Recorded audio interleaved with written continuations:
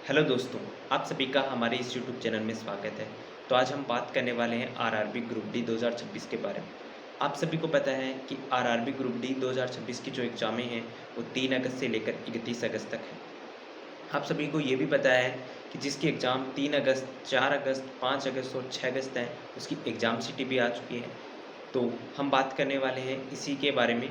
और आप सभी को पता है कि आज आरआरबी ग्रुप डी का जो मॉक टेस्ट का जो लिंक है, वो भी आउट हो चुका है। आपने देख लिया है कि जो मॉक टेस्ट है, वो सेक्शनल वाइज होने वाला है। जो 2025 में हुआ था, जैसे पहले साइंस आती थी, फिर मैथ, फिर रीजनिंग और फिर करंट अफेयर्स, ऐसे ही चारों सब्जेक्ट आएंगे। तो इस बार भी चारों ही सब्जेक्ट आएंगे। सबसे पहले साइंस आएगी, फिर मैथ आएगी, फिर रीजनिंग आएगी और फिर करंट अफेयर्स आएगा। आप सभी को पता है कि 90 मिनट आपको मिलते हैं, 100 क्वेश्चन होते हैं। तो हम इसी पर बात करने वाले हैं। और दूसरी बात हम बात करने वाले हैं कि आरआरबी ग्रुप डी की जो एग्ज़ाम है, उसमें मॉक टेस्ट आप दे रहे हो, तो हमें एक मॉक टेस्ट का एनालिसिस कराने आए हैं। तो ये इन्फॉर्मेशन भी हम आपको बता रहे हैं। तो मॉक टेस्ट की बात करें तो आज हमने एक आरडब्ल्यू का मॉक टेस्ट दिया था। तो हम उसी के बारे में आपको बताने वाले हैं कि आप भी मॉक टेस्ट दे रहे होंगे, आपके कितनी रैंक आ रही है, आपके कितने मार्क्स बन रहे हैं, आप कितने प्रिपेयर हो इस एग्ज़ाम के लिए, इसी पर हम बात करने वाले हैं। तो हम बात करने वाले हैं कि हमने एक मॉक टेस्ट दिया आरडब्ल्यूए पर, तो उसमें हमारा क्या मार्क्स रहा, तो हम आपके साथ साझा करने वाले हैं। तो देखो, उसमें 4 सब्जेक्ट आते हैं, आप सभी को पता है। सबसे पहले हम बात करने वाले हैं साइंस की। तो उसमें साइंस में 25 क्वेश्चन आते हैं, आप सभी को पता है। मैंने 24 क्वेश्चन अटेम्प्ट किए हैं, उसमें से 22 क्वेश्चन मेरे राइट हुए हैं और 2 क्वेश्चन मेरे गलत हो गए हैं और 1 क्वेश्चन मैंने अटेम्प्ट नहीं किया है। तो आपको स्क्रीन पर दिख रहा होगा। आप सभी को बता दूं कि जो 2 क्वेश्चन मेरे गलत हो गए हैं, वो कौन से थे। एक क्वेश्चन था तंत्रिका तंत्र से, चैप्टर तंत्रिका तंत्र से एक क्वेश्चन था। एक क्वेश्चन था रासायनिक अभिक्रियाओं वाले चैप्टर से, वो क्वेश्चन गलत हो गई। गलत तो ये हुए। दूसरी बात, जो अनअटेम्प्ट क्वेश्चन था, वो कौन सा था, तो अनअटेम्प्ट क्वेश्चन था वो धातु और अधातु वाले चैप्टर से था। तो इस प्रकार 2 केमिस्ट्री में गलत हो गए और 1 बायोलॉजी में गलत हो गए। इस प्रकार ये रहा साइंस का रेशियो। फिर बात करने वाले हैं हम मैथ में। तो आप सभी को पता है मैथ में 25 नंबर की आती है। 25 में मैंने 24 अटैम्प्ट किए, आप सभी को स्क्रीन पर दिख रहा होगा, और 24 के 24 मेरे सही हो गए और एक है वो मैंने अनअटेम्प्ट किया, जो मुझे आया नहीं। अब आप बताओ कि वो अनअटेम्प्ट क्वेश्चन था या वो कौन से चैप्टर से था, तो वो टाइम एंड वर्क वाले चैप्टर से था, वो मुझे आया नहीं, तो वो आपको पता है। फिर तीसरी बात हम करने वाले हैं रीजनिंग की।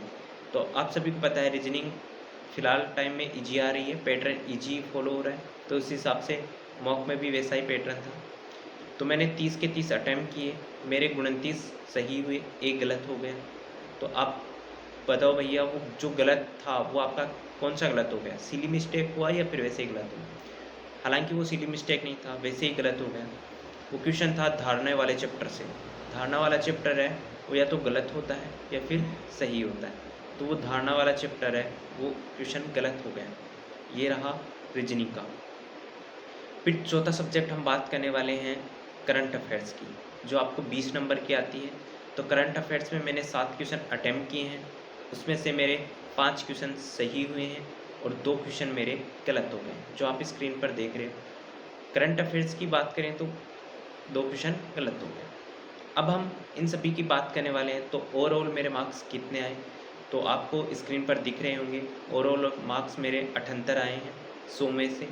18वीं रैंक आई है 600 में से। तो तो आप बताओ कि आपके कितने नंबर आए और आप कितने बच्चों से आगे हैं।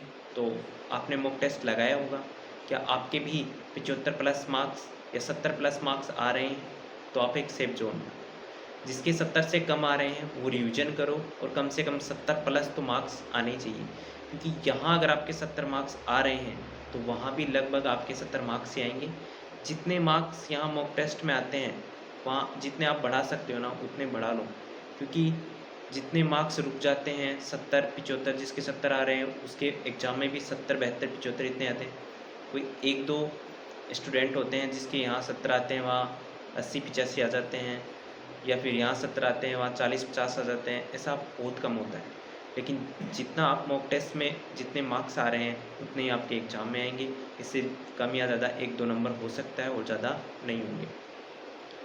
तो लास्ट दिनों में क्या स्ट्रेटजी रखें, मैं आपको ये भी बताने वाला हूँ। तो भैया लास्ट दिनों में कैसे स्ट्रेटजी रखें, तो बात करें साइंस की।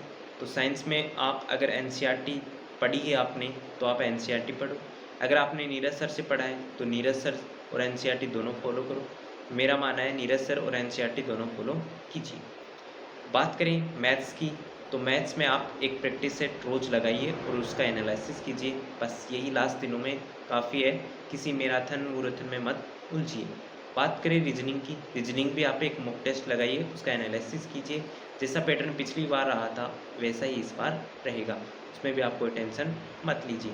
या फिर जो आप full length test mock test देते हो उसका एनालिसिस कर लोगे अगर मैथ रीजनिंग का तो बहुत अच्छा है, उससे क्वेश्चन बाहर नहीं जाएंगे। अगर आप 10 मॉक टेस्ट ले लेते हो, उसका एनालिसिस कर लेते हो तो मेरे हिसाब से काफ़ी है, उससे बाहर नहीं जाने वाले। बात करें करंट अफेयर्स की, तो करंट अफेयर्स में आप क्लासेज भी कर सकते हो, स्पीडी की करंट भी पढ़ सकते हो, क्योंकि करंट अफेयर्स आप जितना ज़्यादा नया पढ़ोगे उतना ही अच्छा होगा। करंट अफेयर्स आप इस फिलहाल टाइम में नया याद कर सकते हो। तो ये रही करंट अफेयर्स की बात। तो अब ओवरऑल मैं आपको बता दूं कि आपको कौन से सब्जेक्ट वीक है। तो आप इस वीडियो को देखकर समझ गए होंगे कि आपका कौन सा सब्जेक्ट वीक है। आप उस पर कमेंट करना, मैं उस पर अलग से वीडियो बना दूंगा। और आपको वीडियो कैसी लगी है कमेंट करना और मुझे बताना आपको कैसा लगा।